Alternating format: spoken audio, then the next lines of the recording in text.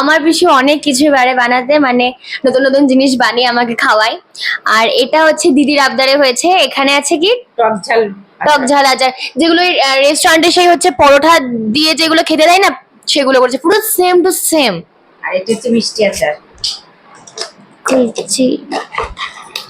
এই আচার কত কম নিয়ে এসছে দেখ। কার মুখে দিবা তুমি? আমার এই আচারটা খুব ভালো লাগে খেতে। কার মুখে দিবা? আচার মুখে দিবা না মেয়েকে এটা তো পিওর আচার। আমার ওর আচার করে চলে দেখ ভালোবাসা। মা কালী বলছি এতে একটু আচার করে সেটা কুড়িয়ে বুড়িয়ে দিয়েছে, আমি তোকে গিয়ে ফজলি আমের আচার করে দেবো। আমের আচার এটা তুই খেতে থাকবি। আরে তুমি কি আরো জানো? না, এটা দিদির জন্য, এটা দিদির জন্য দেবো। দিদি যখন যাবে তখন যাবে, এটা তুই খেতে থাকবি। না দিদি 7 তারিখে আসবে, ওকে দিয়ে দেবো। ওটা তুই দিয়ে দিবি, আমি তোকে ফজলি আমের আচার করে দেবো। করে এনে দেবো হ্যাঁ, তো? আমি আচার করিনি এখন এবছর, শুধু দিদির জন্য আমি এইটুকুনি নিয়ে আসলাম আর এটা নিয়ে চলে আসলাম।